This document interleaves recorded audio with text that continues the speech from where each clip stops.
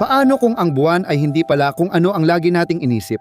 Kung hindi lang ito isang simpleng natural na satellite, kundi ang pinakamalaking misteryo na nakabitin sa ating mga ulo? Paano kung sa simula pa lang, nasa harap na natin ang palatandaan ng isang hindi kilalang bagay? Kitang-kita ngunit di natin maintindihan. Libo-libong taon na nating pinagmamasdan ang buwan, pero nananatili pa rin itong palaisipan. Bakit napakalaki nito kumpara sa daigdig? Bakit isang mukha lang ang nakikita natin na tila isa itong artipisyal na satellite na laging nakatutok sa atin? Bakit ang distansya nito ay nagpapahintulot sa ang perpektong eclipse? Para bang eksaktong inilagay ito, kaya napaisip ang iba kung ito'y resulta lang ng hindi kapani-paniwalang kosmikong pagkakataon. Ano ba talaga ang alam natin tungkol sa buwan? At ano ang mga bagay na hindi kailanman sinabi sa atin? Sa pagsisiyasat na ito, susuriin natin ang mga datos, anomalya, alamat, at teorya na nagpapakita sa buwan bilang isang natatanging bagay, marahil ang pinakamalaking enigma sa kalangitan. Bago simulan ang paglalakbay sa hangganan ng kaalaman ng tao, hinihiling namin ang inyong suporta sa aming gawain. Mag-subscribe sa channel, i-like at magkomento ng opinyon. Para sa inyo, simple lang ito. Pero para sa amin, mahalaga ito para magpatuloy ang mga pagsisiyasat at mapalago ang channel. Ang buwan ay matagal na nating kasama, tahimik at nakabitin sa gabi, pinagmamasdan sa libu-libong taon. Gayunpaman, misteryo pa rin ang kanyang presensya na taliwas sa luhika ng astronomiya. Kapansin-pansin agad ang laki nito. Ang buwan ay may diametro na 3,474 kilometro. Nasa 27% ng sa daigdig at may masa na katumbas ng 1.2% ng bigat ng daigdig. Wala nang ibang mabatong planeta sa solar system na may satellite na kasing proporsyon nito. Ang mga buwan ng Marte, Phobos at Deimos ay parang mga asteroid na nahuli. Ang Ganymede at Titan, bagamat pinakamalalaking buwan, ay maliit pa rin kumpara sa mga higanting gas na iniikutan nila. Dahil dito, may ilang siyentipiko ang nakakita ng kakaiba sa sistema ng daigdig at buwan kumpara sa karaniwang planeta at satellite. Noong ika-19 na siglo pa lang, napansin na ni George Howard Darwin, anak ng kilalang si Charles Darwin, na ang laki ng buwan ay hindi akma sa tradisyonal na definisyon ng natural na satellite.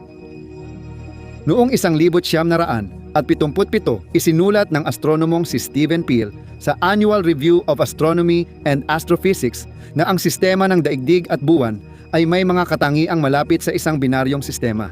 May datos na tila nagpapatunay rito. Ang barycenter ng sistema ng daigdig at buwan, kung saan umiikot ang dalawang katawan, ay nasa mga 1,700 kilometro sa ilalim ng ibabaw ng daigdig, hindi sa gitna nito. Hindi nakapirmi ang daigdig, ito'y umuuga at sumasayaw kasama ng buwan sa paligid ng kanilang sentro. At pagkatapos ay may usapin ng distansya. Ang buwan ay karaniwang nasa 384,000 kilometro ang layo mula sa daigdig, at dahil dito, ang tila laki ng buwan sa kalangitan ay halos kapareho ng sa araw. Sa panahon ng isang ganap na eclipse, tinatakpan ng buwan ang araw ng eksaktong-eksakto, kaya ang korona ng araw ay nananatiling nakikita bilang isang makinang nasingsing. Isang kamangha-mangha at natatanging penomeno na naging posible dahil sa matematikal na ugnayan. Ang araw ay 400 beses mas malaki kaysa buwan, pero 400 beses din mas malayo. Siyempre, ang ganitong pagkakaayos ay isang pansamantalang pangyayari. Ang buwan, sa katunayan, ay unti-unting lumalayo sa daigdig sa bilis na halos 4 na sentimetro bawat taon. Ang perpektong total na eclipse ay naging posible lang nitong nakaraang 500 milyong taon at titigil din pagkalipas ng isa pang 500 milyong taon. Pero totoo rin na lahat ng ito ay nangyayari sa ating panahon, isang panahon kung saan narito tayo at kaya nating masaksihan ito. Sa kanyang aklat na Lonely Planets, itinuturing ni David Greenspoon, isang astrobiologo ng NASA, ang pangyayaring ito bilang isa sa pinakahindi inaasahan at pambihirang masaksihan sa buhay ng isang sistemang planetaryo. Hindi lang sukat o distansya ang nagbibigay ng tanong, pati orbit nito. Halos perpektong bilog ang orbit ng buwan, may eccentricity na 0.055 lang. Kakaiba ito dahil kadalasan ang natural na buwan ay may mas elliptical na orbit dulot ng gravitational interactions at labi ng pagbuo ng solar system. Ang pag-ikot ng buwan ay nakasynchronize, kaya palagi nating nakikita ang parehong mukha. Tinatawag itong synchronous rotation, dulot ng tidal forces na nagpabagal sa pag-ikot nito. Ang resulta, ang satellite natin ay parang hindi gumagalaw na tagapagbantay na may bahagi laging nakatago sa tao, hanggang sa dumating ang mga space probe. Maraming pagkakatugma, sobrang laki ng buwan, perpektong orbit, at eksaktong alignment para sa eclipse. Isang satellite na parang inilagay doon para sa isang layunin. Ito ba ay talagang bunga lang ng pagkakataon? O ang buwan ay bahagi ng isang disenyo na hanggang ngayon ay hindi pa natin nauunawaan? Ilan lang ito sa mga unang anomalya. Dahil kakasimula pa lang ng misteryo, kahit na ang laki at distansya pa lang ng buwan ay sapat na para magdulot ng tanong. Ang mga obserbasyon ng agham sa ating satellite ay nagdagdag ng panibagong misteryo. Hindi lang malaki at malapit ang buwan, isa rin itong katawan sa kalawakan na matagal nang nagdulot ng mga tanong at kontrobersyal na teorya. Ang unang nakakagulat na balita ay mula sa Apollo missions, nang ibinagsak ng mga astronauta ang mga module at bahagi ng misyon sa buwan. Naitala ng mga sismometro sa buwan ang di inaasahang pangyayaring umalingaw-ngaw ito ng ilang minuto. Matapos ang kontroladong pagbagsak ng module ng Apollo 12, tumagal ng mahigit 1 oras ang pagyanig. Malinaw na sinabi ni Maurice Ewing, ang heopisiko ng eksperimento, ito sa ulat ng misyon. Hindi namin inasahan ang ganitong tugon. Tumunog ang buwan na parang kampana ng higit 1 oras. Ayon sa opisyal na paliwanag, dahil tuyo at matigas ang buwan at walang tubig, mas mahusay itong nakakapagpasa ng seismic na alon kaysa daigdig. Gayunpaman, labis na ikinagulat ng mga siyentipiko ng misyon ang laki at tagal ng phenomenon. Bagamat may paliwanag ang ganitong matinding pag-uugali sa teorya, nananatili itong kakaiba sa ating aktual na karanasan sa planetaryong eksplorasyon ng lindol. Dahil dito, napatanong ang ilang mananaliksik kung hungkag ba ang buwan o may malalaking yungib sa loob. Bukod dito, matagal nang nagtagpo ang mga kwento ng tao at agham sa mga bunganga. Tandang-tanda sa ibabaw ng buwan ang bilyong taon ng banggaan. Kapag tiningnan ang mga bunganga, mapapansin na ang pinakamalaki ay hindi kasing lalim gaya ng inaasahan batay sa laki ng diametro. Pero hindi ito isang misteryong walang paliwanag. Ang maliliit na bunganga, ilang kilometro ang diametro, ay may simpleng hugis na parang mangkok at ang lalim ay akma sa laki ng diametro. Ang malalaking bunganga naman ay gumuguho dahil sa sariling bigat nito, kaya nabubuo ang terasa, tuktok sa gitna at gumuhong pader. Ang resulta nito ay mas mabagal ang pagtaas ng lalim kumpara sa diametro. Pero kahit na tama ito sa pisikal na paliwanag, hindi pa rin kumbinsido ang lahat. Noong dekada 70 sina Vasin at Shcherbakov mula sa Akademya ng Siyensya ng Soviet ay nagmungkahi ng radikal na kakaibang interpretasyon. Noong 1970 tinanong sa magasin na Sputnik, paano kung ang relasyon ng diametro at lalim ng mga bunganga ay hindi lang epekto ng gravitasyonal na pagbagsak, kundi senyales ng isang pambihirang bagay? Kung ang buwan ay may tinatagong panloob na baluti, isang pinatibay na sapin na kayang pigilan ang mga epekto ng banggaan lampas sa isang tiyak na hangganan, ang resulta ay eksaktong tulad ng ating nakikita, malalapad na bunganga, ngunit nakakagulat na mababaw. Isang matinding palagay, oo, ngunit konektado ito sa iba pang mga kakaibang bagay. Ang una sa mga ito ay may kinalaman mismo sa komposisyon ng buwan. Ang ideyang artipisyal ang estruktura ay tila kabaliwan. Ngunit para sa iba, ang datos mula sa mga batong buwan na dinala sa daigdig ay ginagawa itong nakakabahalang kapanipaniwala. Ang mga batong ito ay nagpakita ng kakaibang dami ng matitibay na metal, lalo na ang titanyo at kromo. Higit na mas mataas ang porsyento kaysa inaasahan mula sa ganitong celestial na bagay. Para maintindihan ang anomalya, isipin ang titanyo sa daigdig, estratehikong metal na mahalaga gamit sa aerospace, military jet, submarino at sasakyang pangkalawakan. Dahil sa matinding tibay nito laban sa init at kalawang at gaan pa, isipin nyo ang pagkagulat ng mga siyentipiko ng, ayon kay Korotev sa Journal of Geophysical Research, may ilang bahagi ng buwan na may 10 beses na mas maraming titanyo kaysa sa pinakamayamang batong may titanyo sa daigdig. Para kina Vasin at Shcherbakov, hindi ito nagkataon kundi matibay na ebidensya. Ayon sa kanilang teorya, kailangan ng advanced na sibilisasyon ng ganitong klase ng material para sa protektibong baluti. Ang kasaganaan ng titanyo sa ibabaw ay natitirang bahagi ng panloob na baluti na nahukay at nagkalat dahil sa bilyon-bilyong taong tama ng meteorite. Pero ang mga kakaibang metal na ito ay hindi lang ang tanging kakatuwang bagay tungkol sa panlabas na baluti ng buwan, pati na rin ang mismong estruktura nito. Ang crust ay mas makapal sa tagong bahagi na hindi natin nakikita, isang geographical na kabalintunaan na taliwas sa lohika. Aasahan mo sana na ang grabidad ng daigdig ay unti-unting nagpanipis sa crust sa pinakamalapit na bahagi, pero ang nangyayari ay kabaligtaran nito. Kaya may kakaibang komposisyon at hindi pantay na estruktura tayo. Ngunit may ibang lihim ang ibabaw ng buwan. Hindi nakaukit sa materya, kundi sa isang phantom energy, ang magnetismo. Ang buwan ay tinuturing na patay sa magnetismo at walang global na field tulad ng sa mundo. Ngunit may mga lokal na lugar sa ibabaw nito na may malakas na magnetismo at mga hindi maipaliwanag na fossil na bakas ng sinaunang magnetic field. Ang pinakanakakabahala ay madalas na nauugnay ang mga anomalyang ito sa misteryosong pormasyon. Ang mga lunar swirl ay lumilitaw bilang maliwanag at palikulikong disenyo sa madilim na alikabok na para bang ipininta ang mga ito.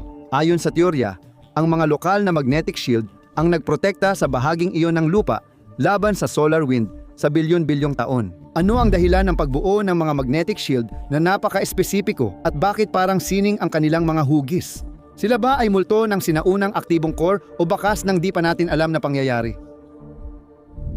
Mula sa mga bakas na iniwan sa ibabaw nito hanggang sa mga lihim ng panloob nitong estruktura, ang buwan ay nagpapakita bilang isang katawan na puno ng mga kontradiksyon. Kung palalawakin natin ang pananaw, at hindi lang ang bagay ang tingnan, kundi pati ang kosmikong sayaw nito, maaaring lumitaw ang pinaka-nakakagulat na anomalya, ang kanyang orbital na kilos. Ang buwan, gaya ng nabanggit natin kanina, ay sumusunod sa isang orbitang halos perpektong bilog. Maaaring sabihin ng iba na may ibang mga buwan sa solar system na may katulad na orbita gaya ng sa Jupiter pero may malaking pagkakaiba. Ang mga buwan ng Jupiter ay nabuo sa isang matatag na kapaligiran, samantalang ayon sa pangunahing teorya, ang buwan ay ipinanganak mula sa kaguluhan ng isang mapaminsalang banggaan. Ang katotohanan na ang isang napakamarahas na pangyayari ay nagbunga ng isang napakastabling orbita ay isa sa mga bagay na nahihirapan ang mga modelo na ulitin. Parang mula sa lubos na kaguluhan ay lumitaw ang halos perpektong kaayusan.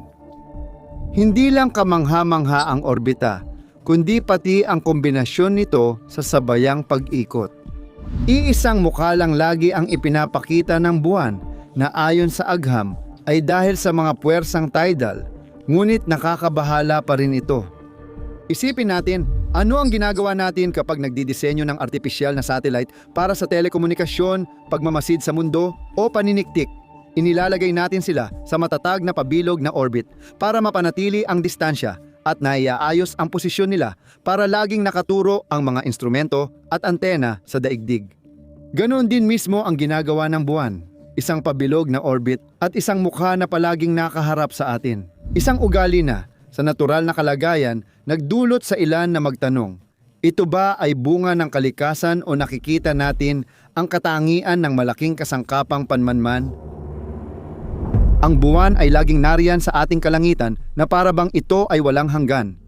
Gayunpaman, may mga sinaunang kwento na nagsasabi sa atin ng isang panahon kung kailan wala pa ang buwan. Isang panahon kung kailan ang gabi ay iba, mas madilim, mas malalim. Panahong hindi lubos nalilimutan ng tao dahil sa mga mito. Lumilitaw ang mga kwentong ito mula sa iba't ibang tao at kultura, kahit magkalayo sa espasyo. Pinasa pa sa nina Aristoteles at Apolonio Rodio ang alaala ng mga taong namuhay bago pa ang buwan. Binanggit ni Aristoteles ang mga Pelasgo bilang isang sinaunang lahi na nanirahan sa rehiyon ng Arcadia bago pa man lumitaw ang buwan sa langit.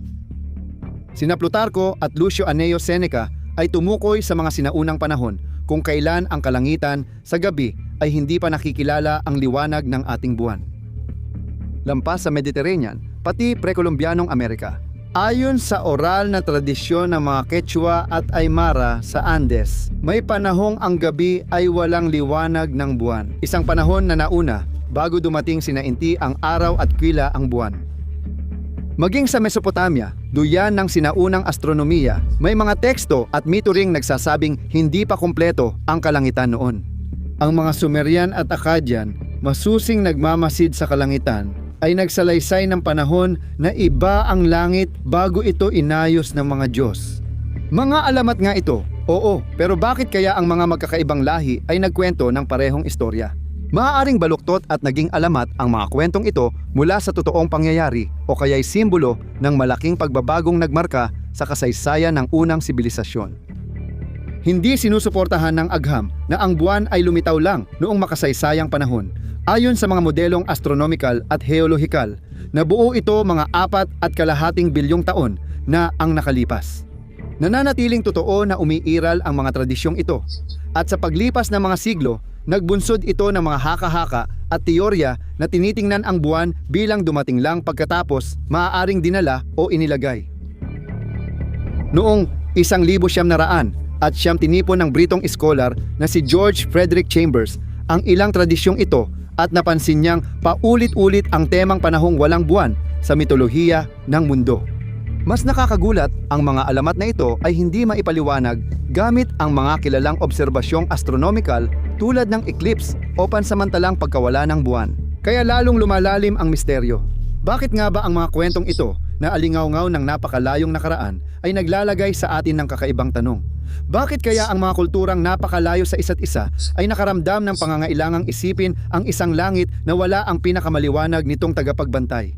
Anong malalim na kolektibong alaala, totoo man o simboliko, ang sinusubukan nilang ingatan? Sa ganitong mabigat na misteryo, hindi tumigil ang agham. Nagbigay ito ng matibay na paliwanag tungkol sa pagsilang ng ating kasama sa kalangitan. Ang teorya ng higanting banggaan ay nagsasabing mga 4.5 bilyong taon na ang nakalipas, isang planetang kasing laki ng Mars na tinawag na Theia ang bumangga sa batang daigdig at nagdulot ng matinding sakuna.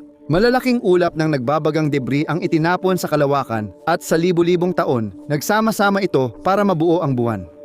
Ang teoryang ito ay elegante sa papel at nagpapaliwanag kung bakit may core ang buwan. Kapag inihambing natin ang kwentong ito sa mga katotohanan at anomalya, nagiging hindi tiyak at puno ng alinlangan ang hatol.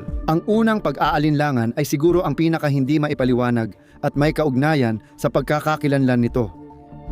Naalala niyo ba ang kakaibang mataas na konsentrasyon ng titanium kumpara sa mundo? Kabalintunaan ng sinuri ng mga siyentipiko ang fingerprint ng mga elementong iyon, hindi ang dami. Sinuri ng mga siyentipiko ang fingerprint ng mga elementong iyon, hindi ang dami. Ang kanilang natuklasang lagda ay kapareho ng sa daigdig. Kung ang buwan ay kalahating gawa mula kay Theia, dapat iba ang kemikal na DNA nito, pero hindi ganoon. Ayon sa pag-aaral sa Nature Geoscience, parang 2 tao na magkapareho ang fingerprint. Isang kabalintunaan na nagtutulak sa mga modelo magpalagay ng perpektong paghahalo o isang kabalintunaan na nagtutulak sa mga modelong magpalagay ng perpektong paghahalo o lubhang hindi inaasahang pagkakataon. Paano naman ang kakaibang bilog at matatag niyang orbita?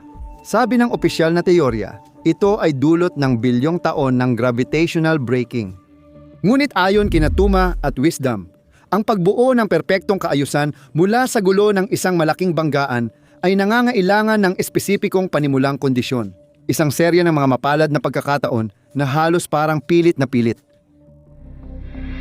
Naglakbay tayo sa pagitan ng mga siyentipikong datos, sinaunang alamat, at mga palagay na halos lampas na sa maisip. Pinanood natin ang buwan gamit ang mata ng agham at ng pagdududa. At ngayon, sa pagtatapos ng paglalakbay na ito ng kaalaman, hindi lang nananatili ang misteryo, kundi lalo pa itong lumalalim, nagiging mas personal. Hindi na lang ito tungkol sa kakaibang pangyayari o datos na wala sa lugar, kundi sa kabuuang larawan, agos ng mga statistikal na improbabilidad at arkitektura ng pagkakatugma na hinahamon ang konsepto natin ng pagkakataon. Ang teorya ng higanting banggaan ay nagbibigay sa atin ng isang kwento ng pinagmulan. Ngunit hindi nito ipinaliliwanag kung bakit may ganitong ayos, itong halos nakakabahalang kasakdalan. At dito lumilitaw ang pinakaradikal na tanong.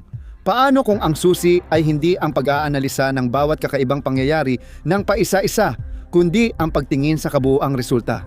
Ano ang nakikita natin? Nakikita natin ito hindi bilang magulong labi ng banggaan, kundi bilang kasangkapang may mataas na presisyon. Ang matatag at bilog na orbit nito, pati ang palagiang pag-ikot na nakaharap sa atin, ay hindi lang kakaibang astronomical na bagay, kundi prototipo ng binubuo natin kapag gusto nating obserbahan, bantayan o impluensyahan ang isang planeta.